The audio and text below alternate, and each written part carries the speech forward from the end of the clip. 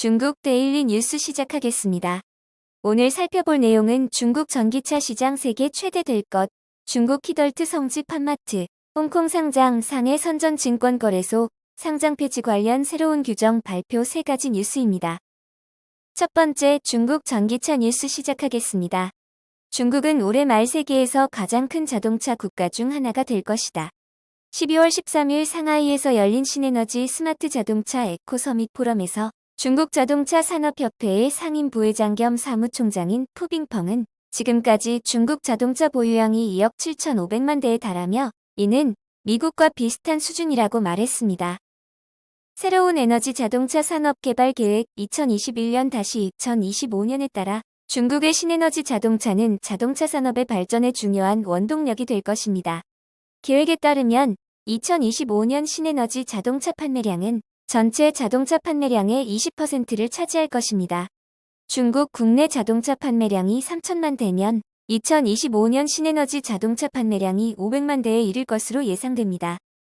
웨이마 자동차 창업자 셔니는 신에너지 자동차의 시대가 이미 도래했으며 중국 신에너지 자동차가 전 세계 자동차 시장의 44%를 차지하고 있다고 말했습니다.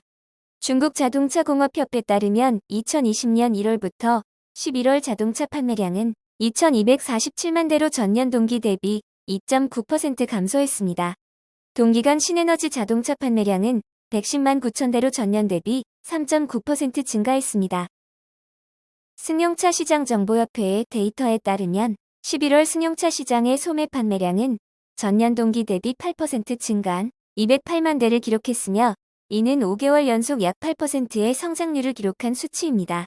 그중 신에너지 승용차 소매 판매는 16만 9천 대로 전년 동기 대비 136.5% 증가했습니다. 신에너지 승용차 소매 시장 보급률은 8%로 승용차 성장의 핵심 동력이 되었습니다.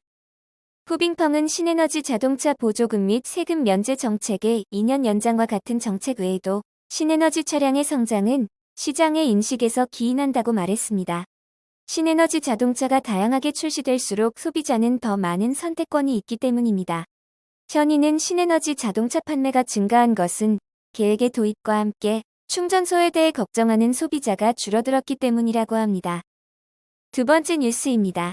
중국 키덜트의 성지로 불리는 아트토이 업체 판마트 파오파오마터가 홍콩 증시에 성공적으로 데뷔했습니다. 12월 12일 홍콩 증권거래소에 상장한 판마트는 주당 38.5홍콩달러인 공모가보다 1.8배 증가한 70.4 홍콩달러를 기록했습니다. 12월 15일자 주가는 72.8 홍콩달러입니다. 기업 가치는 70억 달러 한화로 7조 6,100억 원 정도 됩니다. 아주경제에 따르면 2010년 왕닝이 창업한 판마트는 창업 10년 만에 한국을 포함 세계 20개 이상 국가에 진출해 중국에서 가장 빠르게 성장하고 있는 완구업체입니다. 유명 피규어 브랜드를 온오프라인 매장에 공격적으로 입점시키고 피규어 랜덤박스 판매로 인기를 끌었습니다. 피규어 랜덤박스는 구매한 피규어 브랜드별 상자 안에 랜덤 피규어가 들어있는 제품입니다. 실제 중국 21세기 경제보도에 따르면 중국 내 20만 명에 달하는 게임 애니메이션 덕후 중에는 피규어 랜덤박스에 매년 최고 100만 위안, 한화로 1억 6,600만 원을 소비하는 이들도 있다고 합니다. 2019년 판마트의 매출은 16억 8만 3천만 위안으로 전년 동기 대비 227% 급등했습니다. 순이익은 4억 5,100만 위안으로 3년 새 무려 289배 증가한 수치입니다. 다만 판마트의 고속 성장이 장기간 이어지긴 어려울 것이라는 전망도 나옵니다.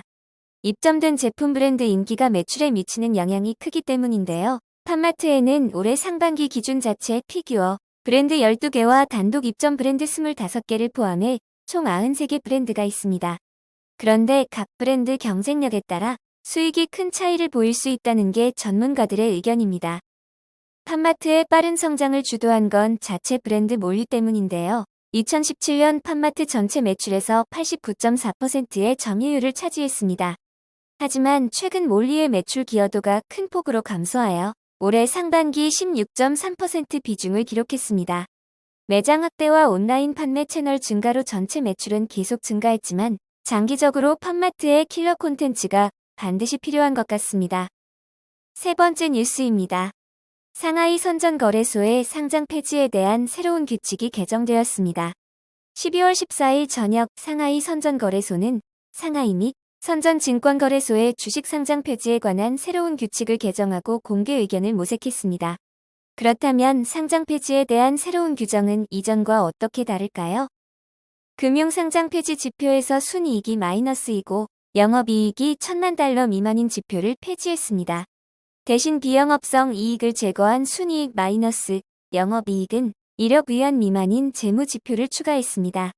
또한 주요 사업과 관련이 없는 수익과 상업적 실체가 없는 관련 거래 수익을 공제하여 영업수익을 계산합니다. 또한 상해선전거래소는 감사 의견 상장 폐지 지표를 재무상장 폐지 유형에 통합하고 다른 재무지표와 교차 적용하여 상장 폐지를 더욱 엄격하게 만들었습니다.